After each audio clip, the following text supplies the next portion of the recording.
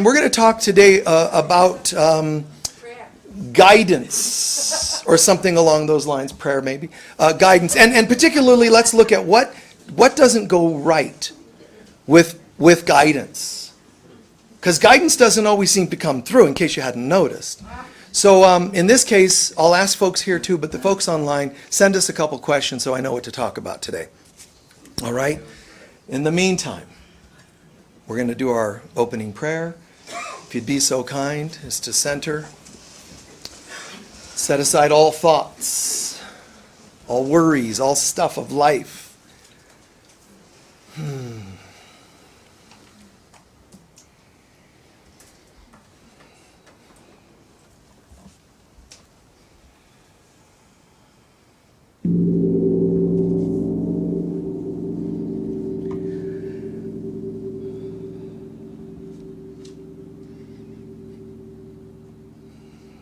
Beloved Father, Mother God, in this moment our hearts sing in praise and gratitude that you are the presence of love. You are not the dualities that people say you are. You are not love and hate, peace and war. You are but love, peace, all that is good. And we give thanks because you created us in your holy image. So we give thanks that in every one of us there is that wholeness, holiness, perfection, that there is that love, and that love is our power. The love cannot be taken away, and for that too we give thanks. However, Father, Mother God, in the stuff we do to each other, we forget the love. We forget that we are peace, not just looking for peace. And so we ask you to help us peel those layers of hurt off so we can discover who we really are. And what's more, bring who we really are to each other so that others can dance in delight for having met the light that they are. And so it is.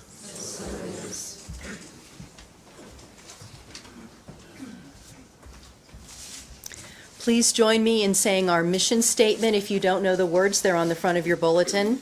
Together, Unity of Sedona is a spiritual center that integrates the paths of healing and spirituality to awaken the inner Christ, creating a world of love, peace, joy, and abundance. And now for our sacred reading of the day.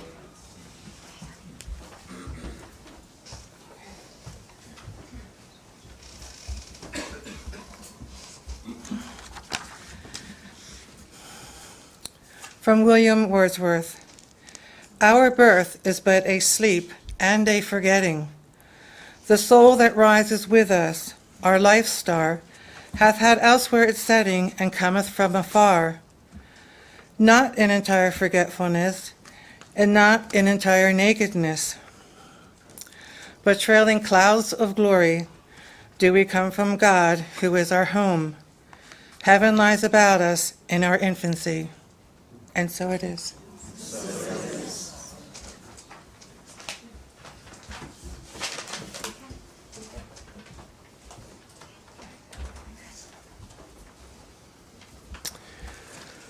All righty.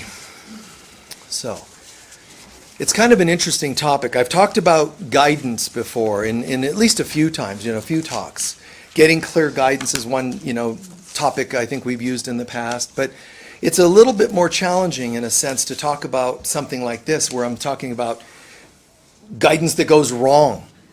We get these inspirations and visions even. I mean, there are synchronicities and all kinds of things that come together and we go, wow, this is fantastic. And it is fantastic.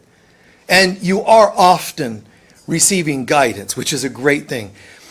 We kind of throw it out there. Sometimes people say it's from the angels or my guides or God or, different things. In a sense, it's all one. It's coming from something higher than ourselves, and that's a good thing.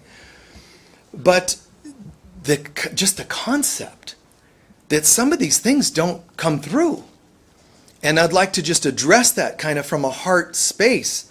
First and foremost, you're not wrong for asking for guidance. You're not wrong that the guidance goes wrong. We can make mistakes. The guidance doesn't make a mistake.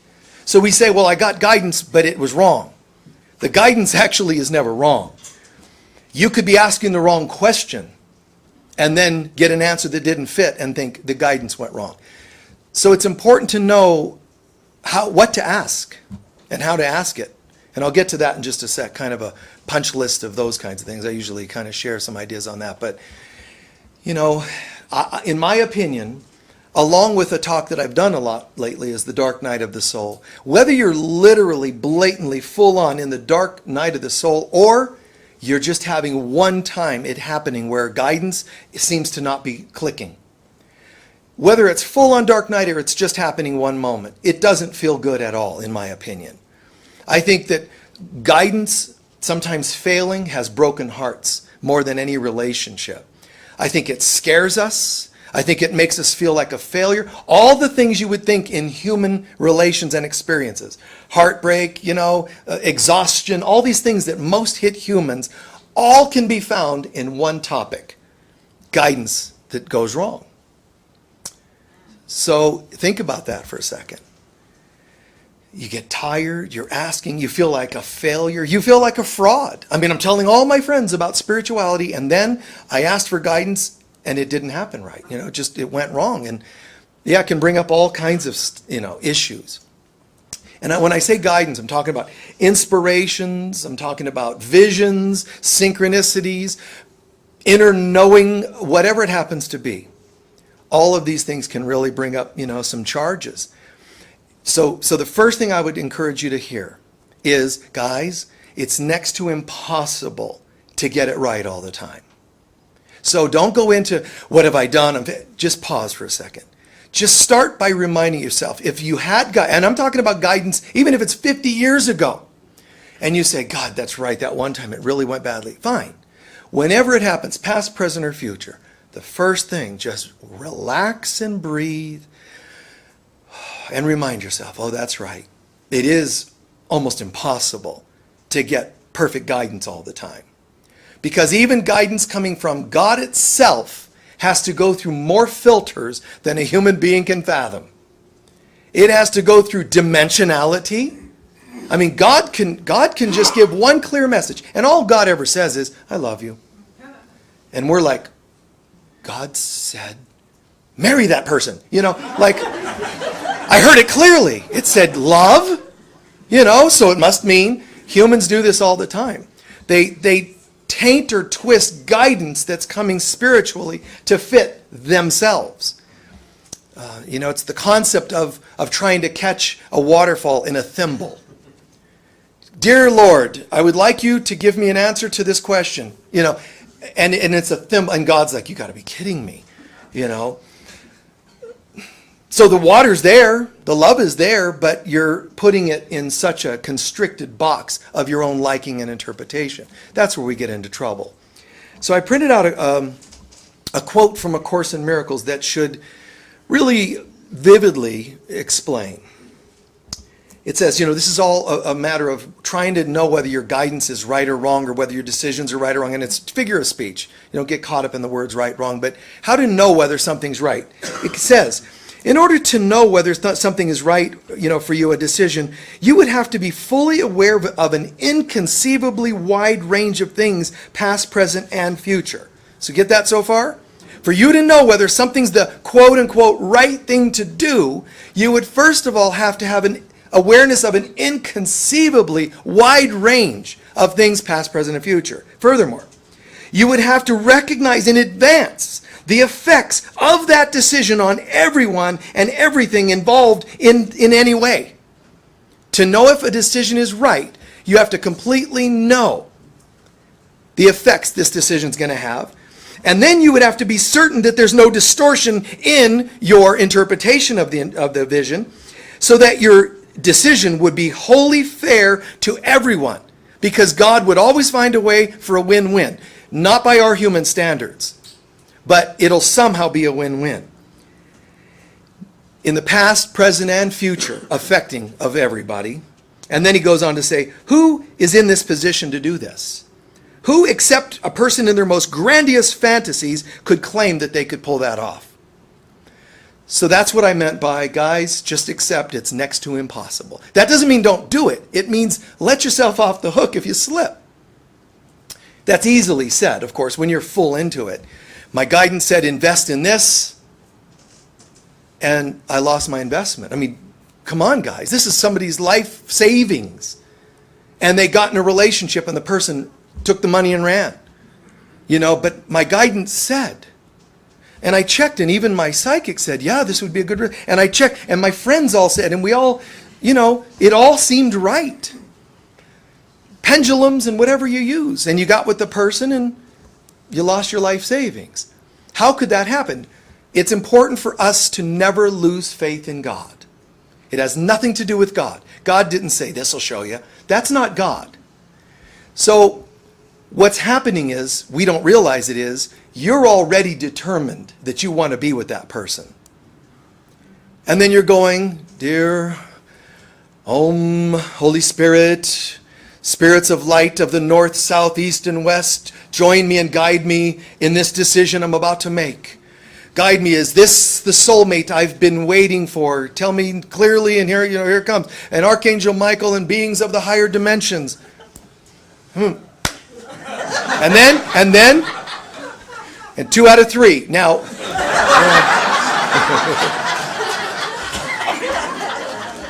we do. We do this. And it's totally hilarious and it's totally tragic, but we do it. Most people do not go into guidance with a completely open mind saying, and I will follow what I'm hearing, even if it's not what I want.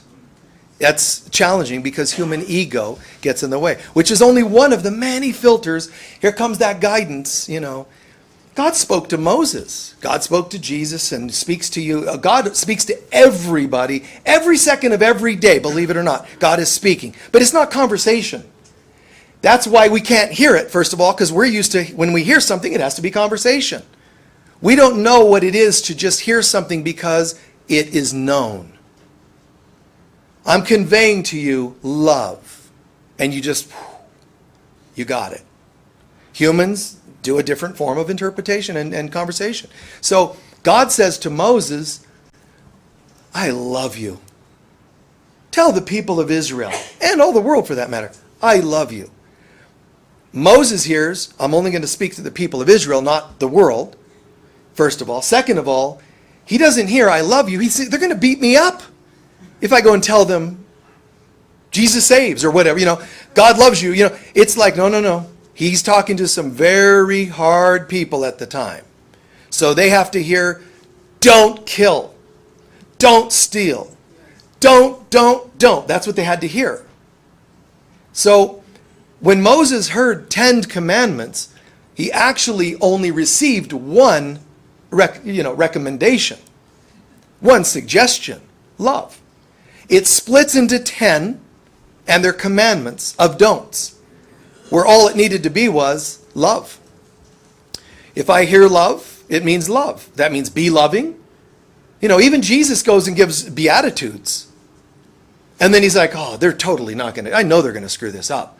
So he takes the beatitudes and he summarizes, let's do this. Let's love God and love your neighbor as yourself. Then he's like, oh, geez, they're even going to get that one wrong. He has to figure out, how do we pare this down? Because the more words you use, the more they're going to potentially twist it. It's like the Constitution. It's like, we just keep messing with it. So, because people go, well, how do you know he meant love? You can't just hear love. So it is just love.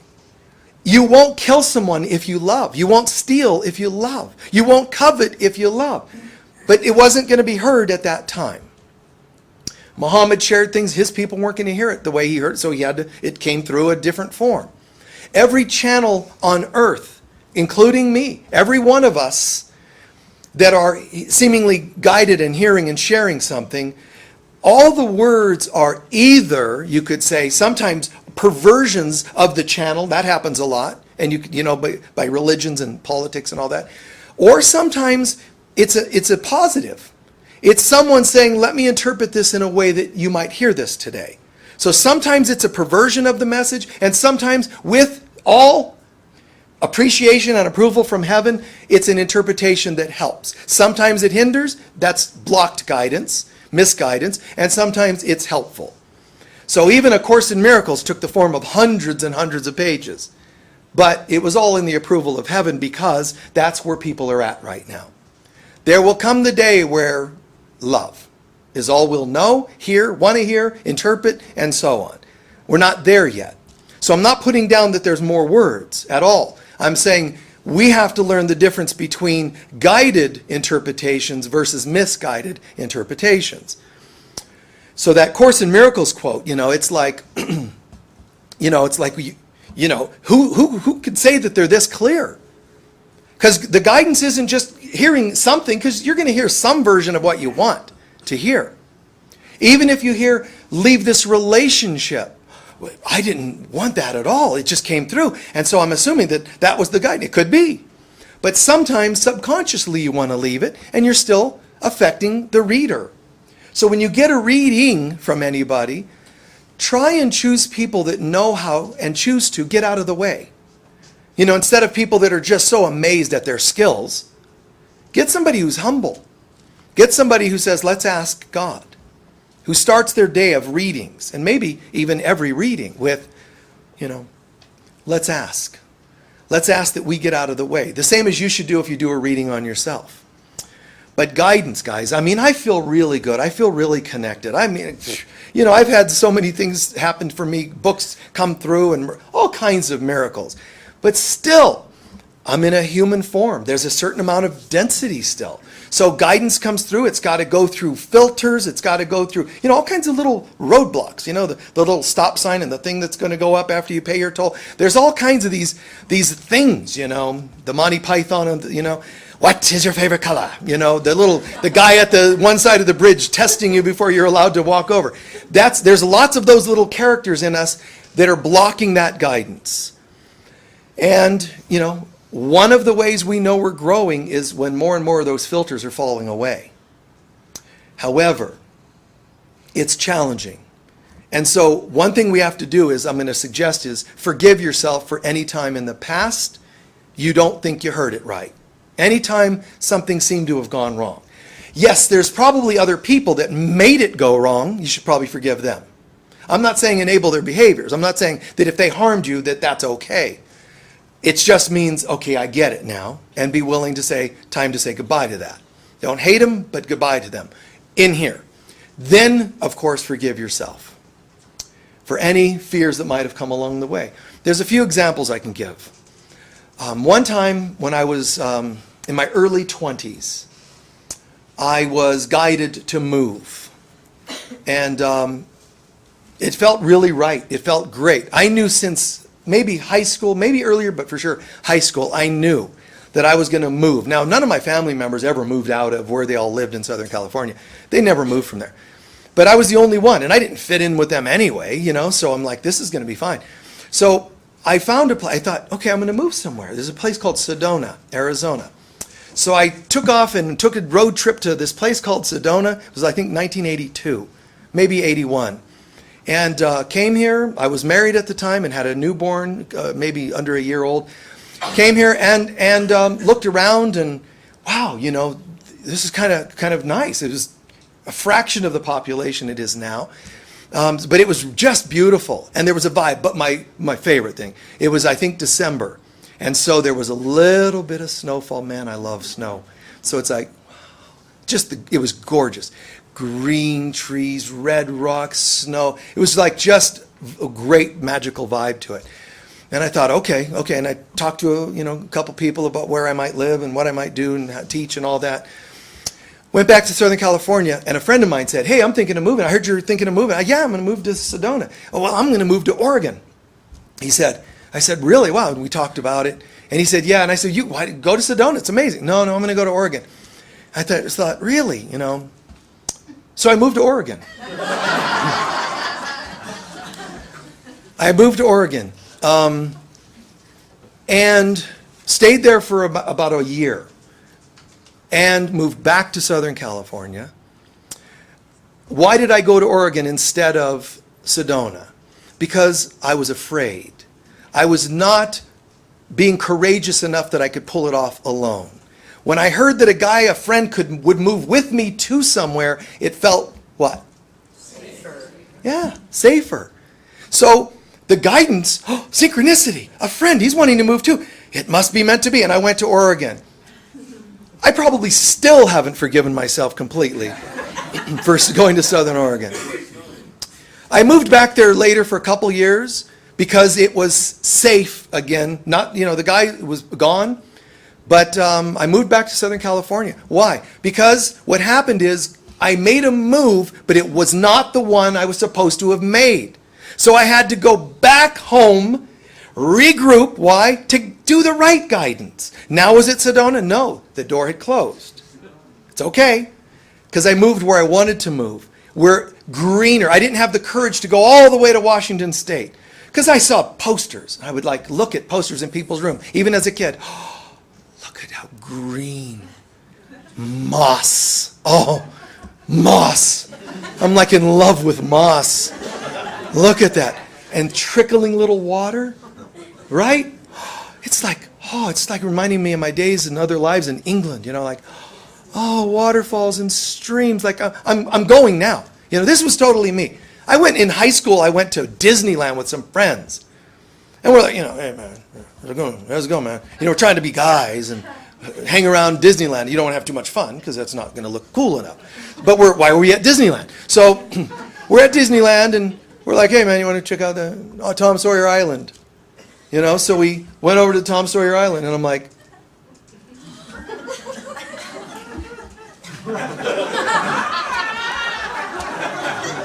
and as soon as I could, I'm going to go walk over here, you guys, to look around.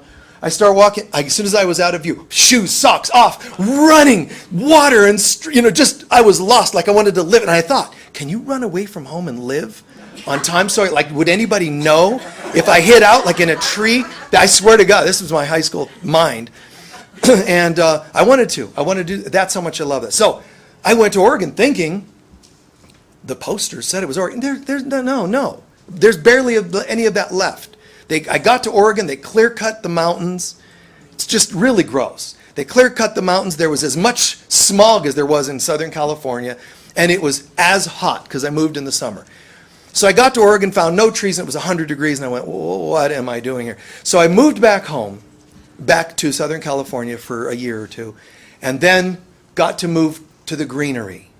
I had to just find the courage and find that guidance. And I moved there and I lived there until I moved here. I lived there for all these years. I had kids. They grew up in a nice, green, loving, much better place, smaller town. I loved it. So it became my decision. It became guided and the right decision for me. Now the door opened again to come to Sedona and I came here. And even that was an interesting, miraculous kind of synchronistic thing. But understand, I thought I was guided the first time. Had to go back. Why? Because we go back literally sometimes, and it's still a symbol of us having to go back to where we started. It's a good metaphor. I'm going back to that relationship. I'm going back to live at my parents while they're passing away. There's not just because they're passing away. When you go back, you're going back. There's something to heal. And it doesn't mean you've done anything wrong. It's just, hey, let's just go there. I could do it from anywhere. But sometimes the guidance is, yeah, but you're really going to dig it when you're still back literally in your old room sleeping. When you're back with those family members. There's no better way to have to deal with crazy than move in with them, So you go, not just people like them. Sometimes Spirit goes, let's just put you in their house. And so guidance was like that. And so that one was weird for me. And I can even make jokes about it, but it wasn't easy. It wasn't easy moving a wife and newborn and 2 kids at some point to a different state and then saying, this isn't what I wanted. That's not easy. It's humiliating. It's confusing. Went back, regrouped, go again, and then it starts opening up, and it was a beautiful experience. All these years, it's 25 or 30 years later, the people at Unity of Sedona said, when I came here and did a talk as a guest, they said, hey, would you be our spiritual leader? And I said, no, not a chance. I'm on tours and I'm booked for a year and I don't want to live in the desert. Like that's not even a whim at all. It's not a possibility. And I had a house. I mean, there's no way.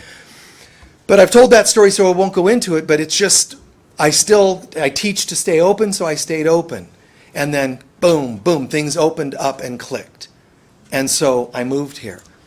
And getting here, there were challenges. There were people competing for this position that I know I wasn't told about that. People were competing for this position, hating me to this day. I don't even know them, never even met them. Hating me to this day because I got the position they wanted.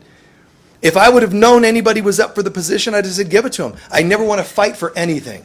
That's how I am sometimes. I'm like, forget it. If it's not, then I'm not going to bother with it. Because I just feel like I don't put a lot of value in many things on this planet. So least of all, job kinds of things. So it's like, I don't need it. I'm on tour. I'm successful. So but it clicked. It happened. But there's times, there's projects that I've felt totally inspired. A book, let's say. And then I land into, okay, ready, the book comes out, or a project, a workshop, and we're ready to see things happen. And guys, sometimes they don't happen. For me, they've never been really wrong guidance, thank God. I get pretty, clear about guidance. But what I've had is sometimes it's the timing. Something will come to me, I'm ready to roll, and it isn't rolling. And I'm like, pushing that thing, I thought the guidance came, because timing. Timing's going to teach you patience. So when you think you've gone wrong with some of your guidance, guys, don't assume it's gone wrong. One thing is, remember timing. It'll look like you've done the wrong decision, but it could all be, it's not time. You could be in a dark night of the soul. You can be a certain planetary cycle. You could be in a Mercury retrograde, whatever, and it may not be launch time yet. And I refer to that as there's a time for planning and a time for planting. Like the song, to everything there is a reason. It comes from Ecclesiastes in the Bible. But to everything, there's a time to reap, a time to harvest, and a time to give and put things out there. So timing may have been it, and we're so quick to judge ourselves and think we failed. And it's so hard to know. There's a time when I was like, God, why? What's going on? What, praying from my heart and soul and tears, like, what has gone on? This was during a dark night of the soul. Why can't anything open up? What's happening? And, one of the times I heard the voice just say, don't take it personally. It's not you. This is the way of the world. And what that meant in part is there are cycles in this realm. You're going to get guidance and you just want to go. But in this world of cycles, you got to kind of wait for that slot and then go. It's the timing of things. The guy, Paul Young, who wrote the book, The Shack, and the movie made off of The Shack, what was he doing before he wrote the book that became a bestseller? What was he doing? First, he was working 3 jobs. Why? Why didn't God tell him since he was 1 year old everything's going to be peachy? He was heavily abused, which is where some of the topic came from in the book. And he was abused by religious people, missionaries and religious people, the place you would think it to come from the least. And he was abused. He was working 3 jobs, and one of them was cleaning toilets, doing those kinds of jobs. And he just had an idea, and he writes the book, long story short. And he said he went to, Staples or Office Depot, printed 15 copies, paper, gave it to friends, and good, that was it. They took him eventually, and he's like, well, I'll print 15 more. Prints 15 more, and again, long story being short, it's just, somebody said, well, let's just print a nice copy, and we can maybe sell 1,000 over years, who knows. So they printed them, and within a year and a half, I think it was, they sold 1.5 million. Wait, how come his book and not mine? I don't know. Maybe because he endured all the problems maybe longer than you. Maybe he did it more gracefully. Don't know. And we shouldn't care. All you need to be doing is getting right in here. Not get stuff right out here. So one piece of advice when the guidance isn't all going right is ask yourself, have you been pulled out of this center over to here to get something to work your way? Have you been pulled over to look at calendars? When is the date? Have you, not literally, but have you been pulled over here? Are you the one? Are you my one and only? No? I'll go for another one and only. And another one. If you're pulled off to look for the results, the way you want them, you're likely going to have things go wrong. Ask yourself, I need to stay in my center. And whether things are going right easily or blocked difficultly, are you still in your center? That's the most important thing out of all the guidance. Even if you think your guidance was to go and do by doing. I'm not saying you don't not do anything. It's just that you stay as centered as possible and doing becomes being. But the being still takes form. You still do things, but it comes from here. When I lose center and go do without being, I'm caught. I'm caught in the cycles of karma, the cycles of illusion, and trying to make things happen my way. And that's just, it's what this world's going to try to do. It's going to try to always show your senses things aren't going the way you want them to go based on your senses. So your senses are going to be like, how do I pull this back together? Jesus taught us by the fruits. You know, put things out there. If you're not sure, this relationship, this financial investment, you know, tune in. Tune inside first. But secondly, when in doubt, greater good is a nice barometer. Greater good. Win-win scenarios. But also another one, by the fruits. When I do finally get the ball rolling on a project, what fruits does it bring? Confusion, conflict, stuckness, fear may not be right. May not be right for me. You know how many people have gone into relationships? I'm talking about those who have gone into relationships that didn't work. They were they ended up really negative. Do you realize that the signs of going that direction were there the day you met them? You just didn't hear it. You wouldn't hear it because you were too busy falling in love. You end up in fear. You don't realize that you're really in a fearful state, really in a unhealed, maybe certain wounds are unhealed. And so it leaks into the relationship, but nobody wants to see that.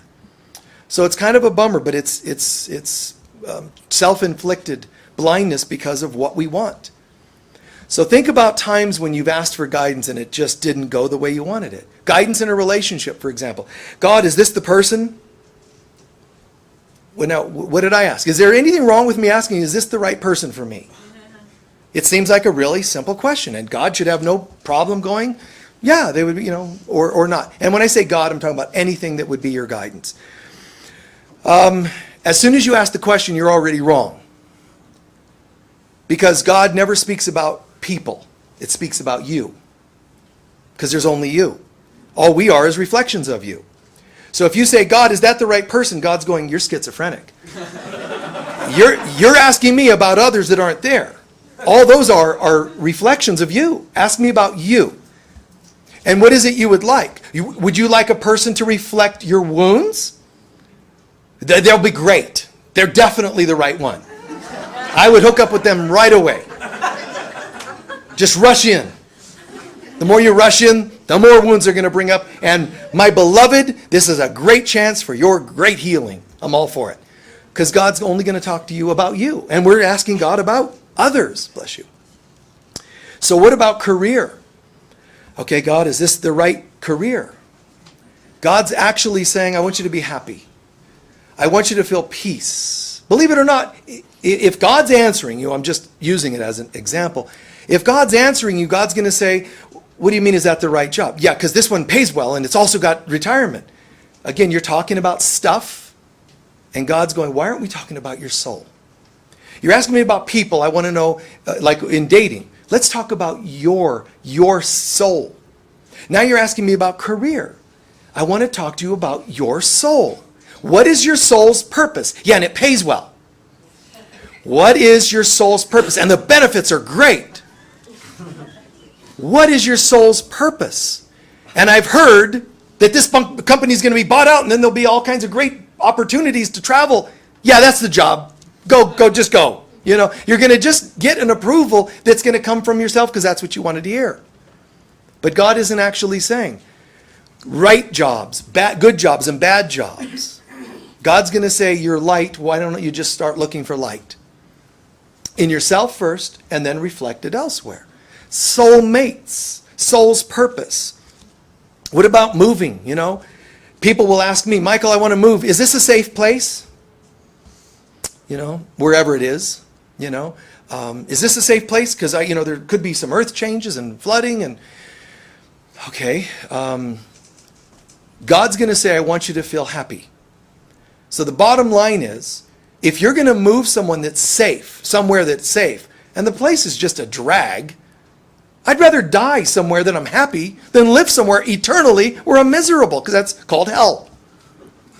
So they're just, why aren't you moving where you just feel the resonance? Whether it's, for me, the Pacific Northwest, when I lived all the way up, the beauty, man, near the Canadian border, the beauty, the greenery, the love, just the vibe, it had a crisp vibe to it. When I was driving my first time there to move, I mean, guys, I'm telling you, it's a grown human being, a grown man, and I'm driving, and all of a sudden, after the city, Seattle and all that, further north, and all of a sudden, a little bit of hills, and then I saw it. What was it? The clouds parted angels? No. There were little streams on the side of the freeway.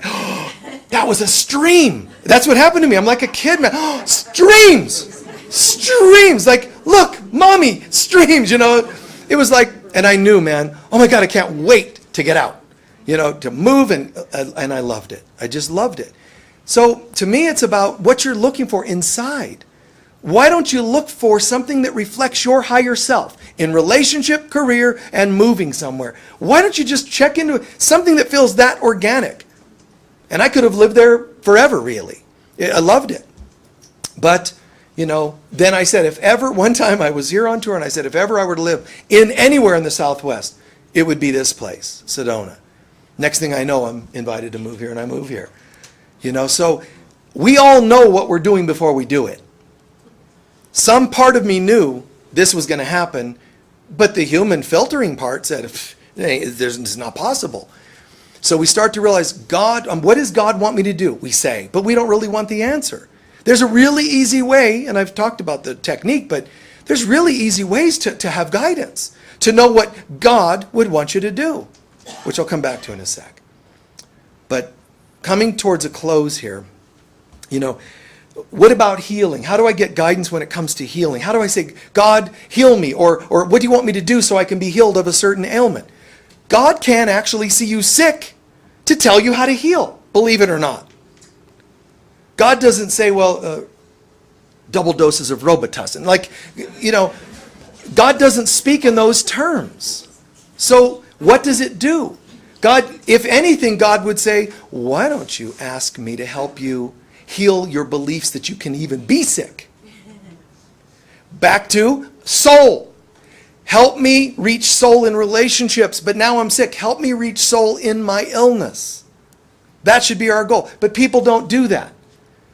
The sales of medications are as high as they are, well into the billions, hundreds of billions of dollars a year. Not total, a year. Why? Because people aren't going to the soul. They can be sold on anything, and we have to be willing to say no. Go ahead, take what you need to take in the meantime. Do your thing. Play the game. Follow the illusion for now. But more and more and more, seek this place. And when we go into God, what would you have me? God, how do you heal me? Some people said, they're on their deathbed. And they prayed and said, God came to me last night when I was sleeping and said, you're going to be healed. So I'm going to go ahead and tear up my will, and I'm going to start making plans. Next week I should be back to work, and dead. What happened? God told them. Was that just a hallucination, or did God decide no? Oh, we forgot, because God only speaks about souls. So when God said, beloved, all the pain and the hurt, the illness, you're going to be healed as of 12 noon tomorrow. And we're like, yes, tear up the will and so on. Dead. And what happened? What do you mean what happened? Well, I'm dead. I'm here. I said you'd be healed. But I'm not. What do you mean you're not?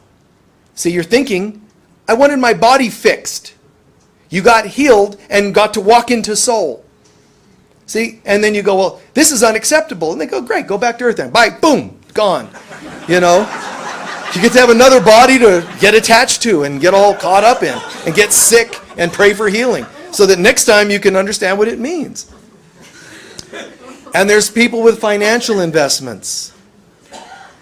Okay, God, there's 2 investments I can make here. Which one? Like a slot machine. Okay, Lord, this one's in your hands. Ding, ding, ding, ding, ding, ding, ding, ding, ding, ding. Slot machine kind of consciousness. God doesn't play slot machines, actually. But it's interesting. Yeah, well, I'm sorry if I bothered you if you live in some of the casino areas, but God doesn't actually say, I really like that machine because it's pretty, it's purple. Play the purple slot machine, not the base colors like red, those are material. So it's not like God says go with, and I do, I know these things, like those synchronicities we look for in life. I think it's fun, it's beautiful, but God isn't playing the slot machines we're playing to say, God, which job, which machine should I use, and so on, and investments and romances, but even investments. It's soul. My soul is about prosperity and abundance. When I carry that vibe, it'll show me which career, and it shows me which slot machine. It isn't God choosing a slot machine, it's me choosing the consciousness. One time I went to a casino, and it was when I had people on tour with me. We were doing Sacred Sites of the Southwest before I moved here. And we were doing Sites of the Southwest, so we're coming here, and we went to various Anasazi sites and Hopi sites and all that. It was really cool. New Mexico and Colorado and here, Arizona. And so the person that was our driver, as a gift to us, said the very last night, before you all take off to the airports, I'm going to gift you all, not to stay at the hotel, we pay for that, but he said this is a hotel that's next to a casino, which you don't have to go to, and we're like, oh, not interested, He said, but I'm giving you each a $10, token or whatever they call it, so you guys, in case you want to play. And I'm like, not really interested, never been in a casino or anything. So we went in, and okay, I'll just get rid of this, ding, ding, ding, ding, and I'm winning, I'm like, dang. Okay, so I won $100, like, okay, now I'll play, the 100 will be gone in 10 minutes, 20, and then I can leave. And it just kept winning. And so the security came over, and they're like, how's this machine going? I go, it's fine. And because it's winning, It seems to be fine. They said, we're going to have to close this machine. They did. And so I went over to another one. They said, pick any of these. I went over to another one, and it starts winning, and then the machine goes dead. They're like, what did you do? The security guys again. What did you do to the machine? They're thinking I'm like, weird in some other way than you guys know me. So I had to leave that machine and go to another. It was like a couple of them went dead while I was using them. But I scored $1,000, and this one lady's going, I was just on that machine for the last several hours. What happened? And it's just scoring, And so I scored 1,000, then shared it somewhat, with the people that were on tour with me, because we agreed if any of us win, we'll share it with each other. So I did that. But you're in the zone. It's just it's the consciousness. If you have desperation, even 1%, and you meet somebody romantically, that 1% carries into the matrix of the relationship. But you don't want to think it's there, but it's 1%. What if it's 90%? It's kind of doomed. And I'm not saying we'll look for a perfect career, a perfect partner, and so on by human standards. I'm not saying that at all.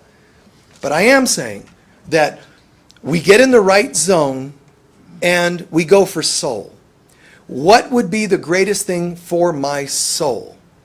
What's the relationship that resonates with my soul, the direction my soul is going? Not, I am completely, holding up our talismans and, I am completely sworn to the higher good of my greater high vibrational fifth dimensional body and being. I am devoted to having all the ascended masters and angelic beings around me, guiding me towards the perfect partner. Ooh, they're hot. And boom, off and running again. Oh, look, cute. Slot machines and whatever else that's sexy and whatever. If that's your level of commitment to your higher good, it's going to show back. It's just the problem is it's not as obvious as I just made it. It's the ones that sneak in, fly in under the radar. It's the ones that it's not just, wow, they're hot. It's the ones that, oh, you do yoga too? Like the ones that want to make you think, I'm totally your soulmate and I'm in the same vibe. People have learned to use the lines, and it doesn't guarantee you great things. Some of us have had great intentions for great children, and then you raise your kids and you really do a great job. One mistake with a wrong babysitter, it could ruin their lives. And I'm not saying you should make sure none of that happens. We do our best, and still things happen. And it's unbelievable. Your kids could be brought up wonderfully, no messed up babysitters, and one car accident. It's hard to know, these things, and we so make these about God letting us down.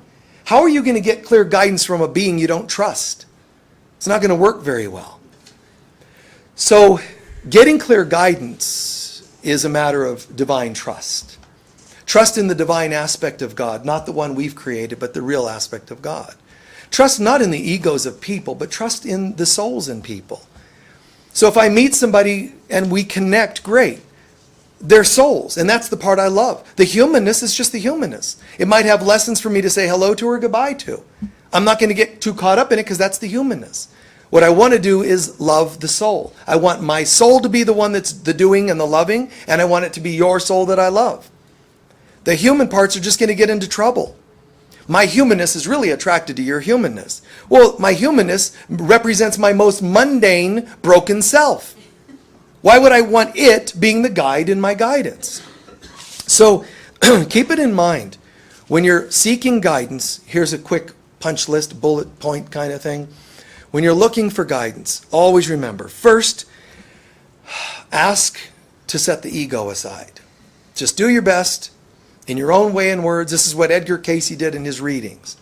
He had a specific technique on how to detach himself from his ego, which still had filters, but as clear as he was, it was because he detached from his ego, and he would read from his soul.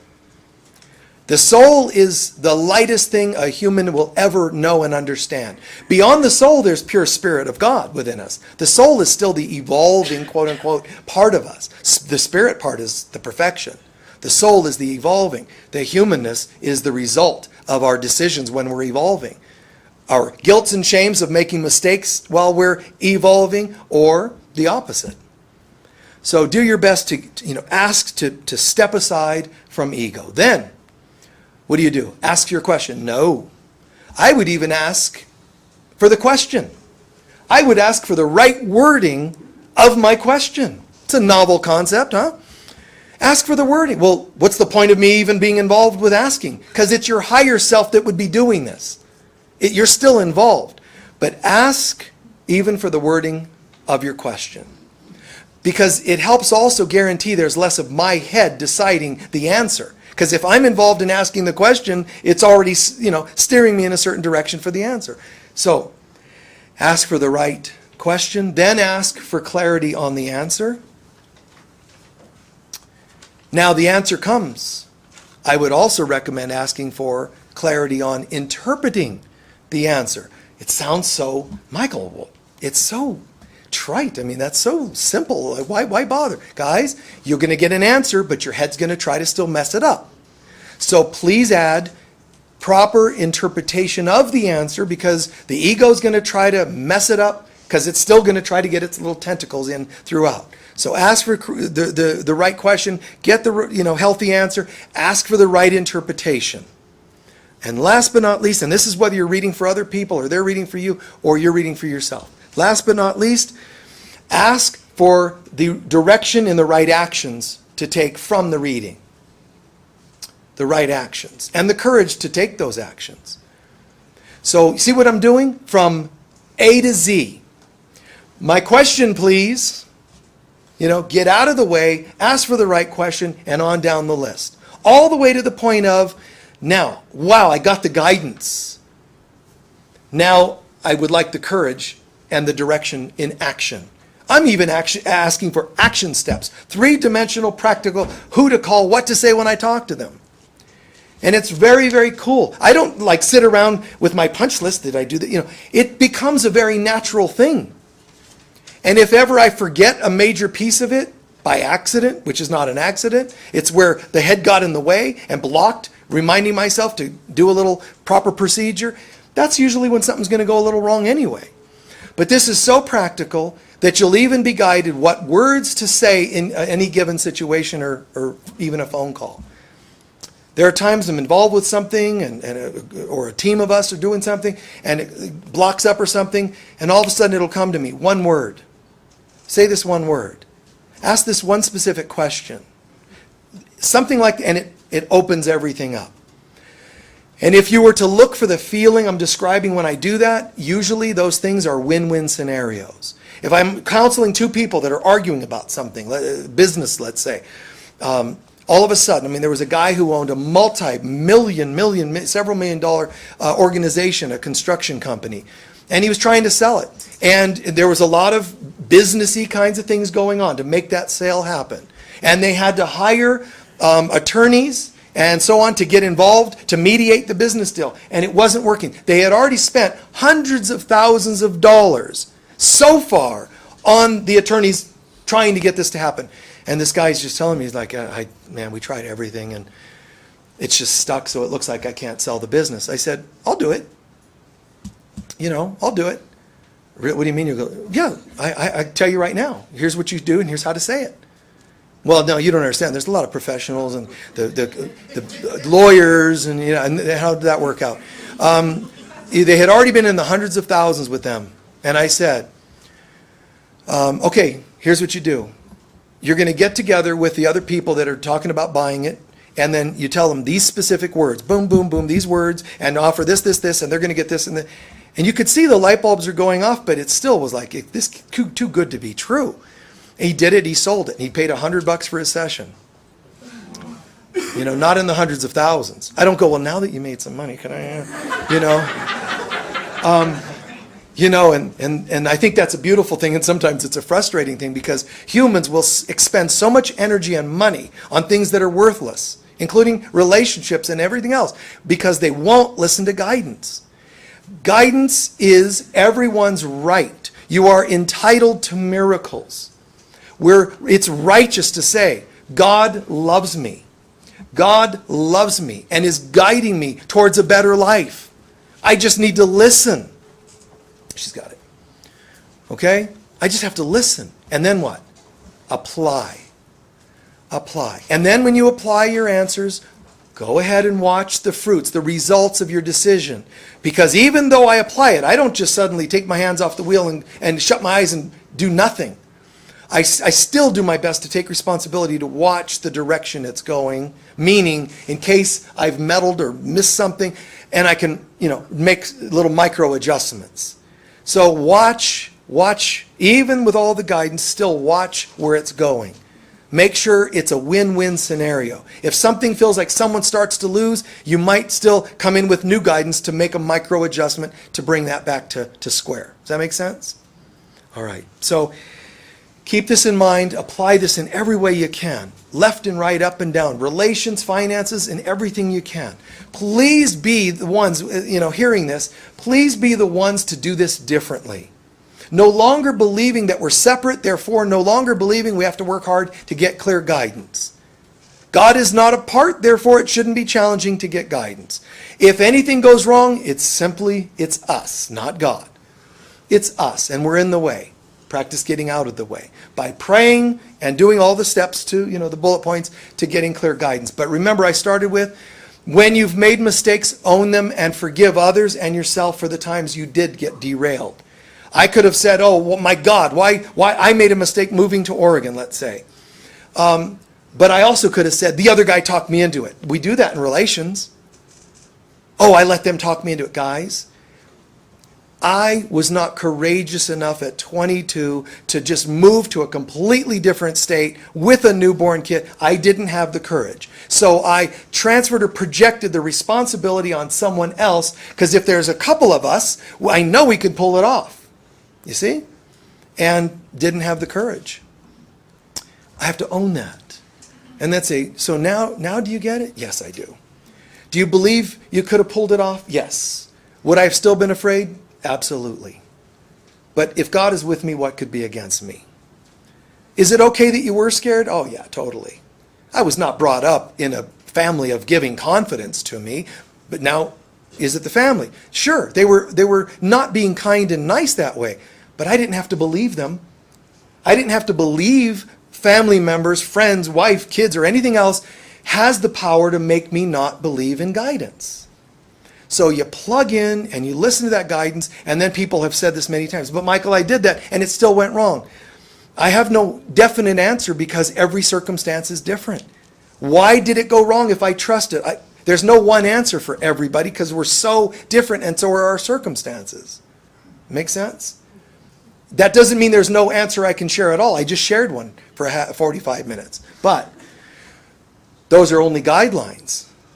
Because one person is following guidance and there's a little karmic something they have to pay up, and that's why it blocked for them. Another person, dark night of the soul. Another person, they were being weak in character. Another person, addictive personality. There's all kinds of bits as to why these things are there. The bottom line is they're lessons. Everything is about healing and learning. When you're not experiencing the gifts of God, which you can experience, it's about learning and healing. And you know what the good news is about learning and healing? If you learn and heal, you'll get the gifts of God. Not gifts like God says, oh, someone deserves a gift today. It's the gifts are already there. We don't know how to receive them when we're not in the zone. So get in the zone, pass your tests, move through healing, do your healing and lesson learning. Just do it. And then things start lining up, and that's where you get the gifts of God. And we think, oh, I'm a perfect person entered my life. Even if they are healthy and wonderful, they had to have been earned. You must have grown enough to bring them into your life. So watch for learning and healing. Do your part, learning and healing. Take responsibility. My fears kept me from that one decision, and I had to go back, like in a board game, back to, go. Had to go back and do it again. And I did, passed the test, and had a wonderful 20, 30 years in, Washington State. Graduated, and then it's time to come here. If I would have come here at 22, it wouldn't have been the same as if I'd have been here now. Now it's a better time. So my last comment. Even when you seem to have failed your test, or even when your guidance seems to go weird, please know this. Oops, it passed, your chance, your opportunity, but it passed now. If you still now go in retrospect, get your lessons, you know what? It'll come around again. And it'll even be better than when it came around the first time and you failed your test or didn't learn your lesson. You didn't take responsibility. You blamed. You ran afraid or whatever. Get it right, and Spirit has a way of making it better. My life in Sedona, although has had its challenges moving here, is far better than it would have if I'd have come here in the first place. Then somebody could say, then it must have been you shouldn't have been here. You should have. No. The door was open and I could have come here then.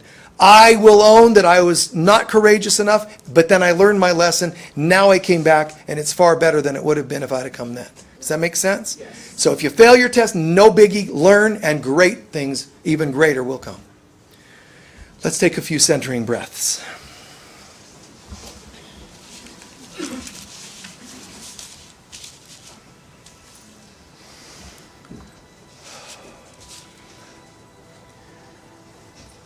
Setting aside all the stuff of the world, all the stuff of life as usual, and a few centering breaths to kind of draw into ourselves, into our heart, our soul.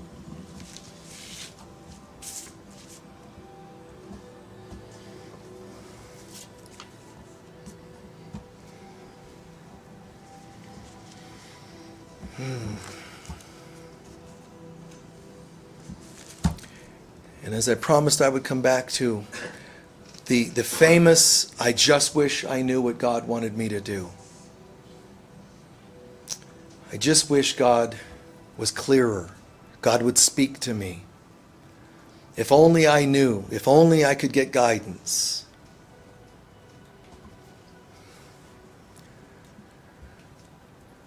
Think about, just let your mind view over your life all the different times you tried to get guidance. Relationship, romance, moving, an investment, whatever it happens to be. Healing, Healing others or yourself? Writing a book, whatever it happens to be.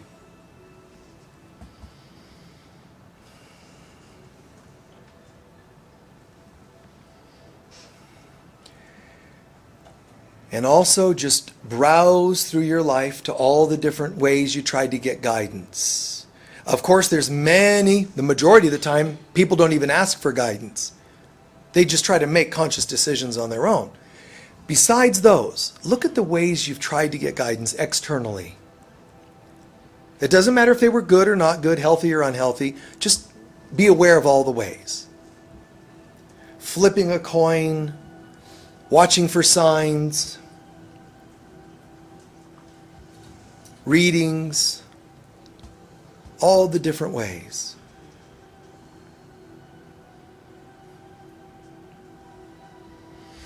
Even judging from other people's behaviors to see whether they were the right this or that. How much a job would pay.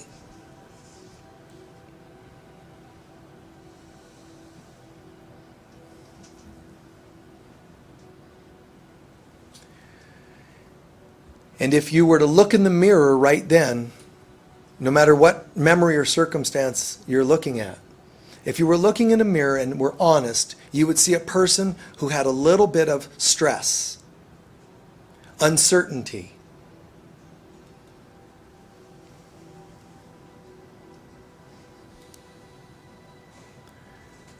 Stress and uncertainty. If you didn't know the answer, of course you're going to feel that way. The reason you're asking for guidance is because you don't know for sure the answer. Yes, your intentions might have been humble, you might have been really seeking, but still you're seeking, and you're stressed, you're anxious, you're afraid. Watch over this for a moment. Just view it.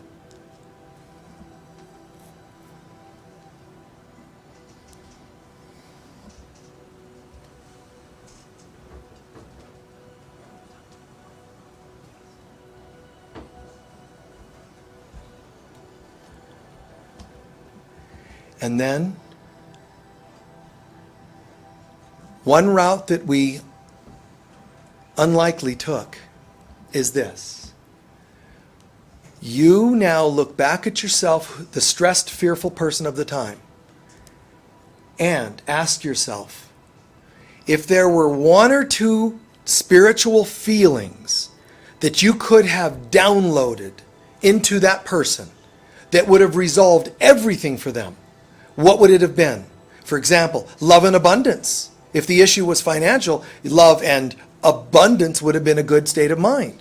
Was it peace that you were looking for?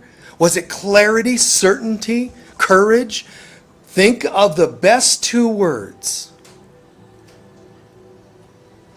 that the person was really looking for. And then walk up to them, which is you. Walk up to them, wave your hand before their face like you're gifting them a miracle, and then watch the countenance, the state of face, the tension level, everything. Watch them change.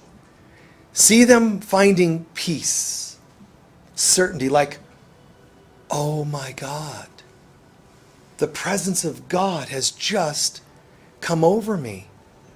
Peace and happiness and so forth. The presence of God.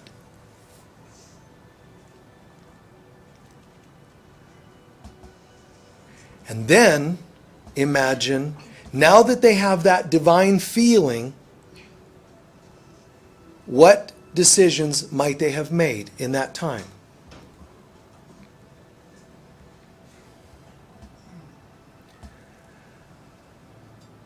And whatever the decision is, they already have the feeling. And so everything's going to be fine.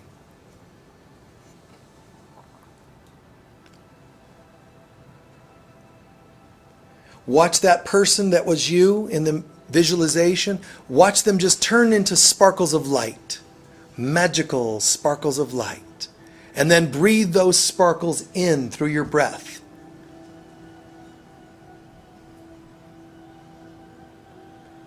So now they're you. And you embody those feelings. Peace, happiness, love, joy, oneness, whatever it is. embody that. This is your compass. Now, whenever you make a decision in life, you now have the compass. And it's fine. Do readings with people and teach them this. Do the readings and also ask them what decisions are going to most align them with this feeling rather than get them what they want. Align with the feeling. You can be doing a numerological report, a tarot reading, an astrological report, but you have a bit more direction now. How does this alignment or these numbers or the magic of the world, even the diagnoses and the prognoses of health issues, should I or shouldn't I do chemo? Go with the feeling. What most resonates with the feeling of love and peace and joy? That's how you best make your decisions. Come from the love compass. Stay aligned with God first and foremost. And don't think that means that it always looks a certain way. Like no medication. No. Sometimes I feel peace when I take an aspirin for a headache. Sometimes I still go to work to earn a living to pay rent. The day-to-day stuff of life, it's still okay. Know the truth, but respect the illusion. And quietly take a few centering breaths and feel like you own that feeling and that compass forever. Never without guidance again. And gradually open your eyes and stretch out.